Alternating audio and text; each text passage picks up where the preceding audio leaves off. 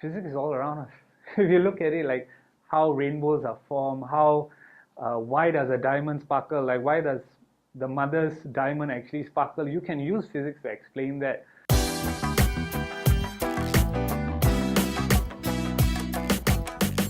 So for my 14-year journey, basically what I've done is, when I started out, I was like any other rookie teacher. I had no idea, really not so sure on how to actually teach.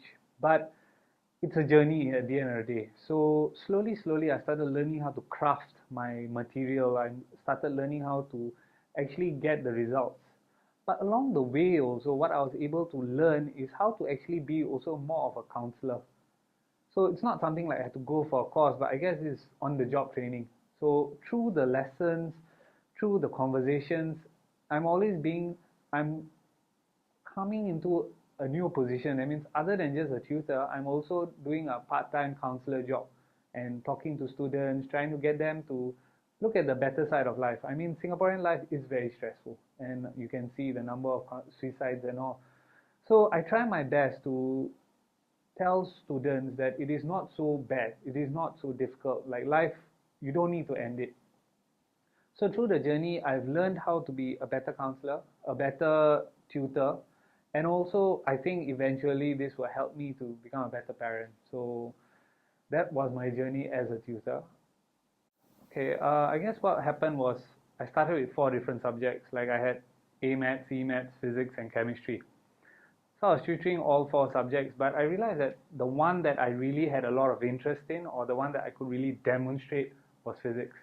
Physics was something that, basically what I can do is like anything that's around me, I can show how how that object can be used to demonstrate the laws of physics. And that's what really attracted me to physics and to teach physics, because I noticed a lot of parents saying that physics is too difficult. And I mean, the word physics itself, it just sounds very complex.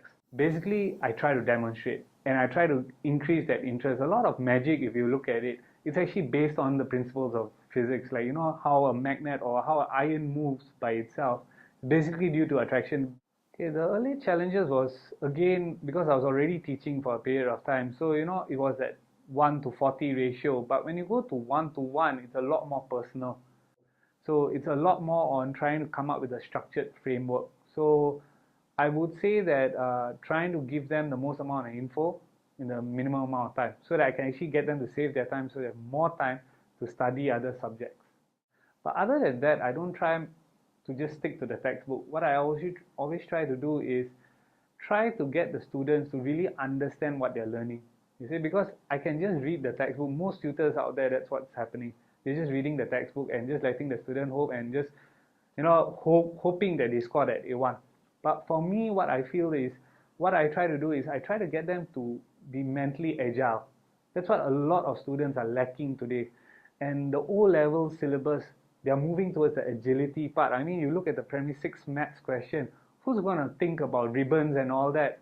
So that's what the government wants. The government wants students who actually can think. And that's what I do in my classes. I try to get them to go beyond just the textbook and beyond just text. So yeah.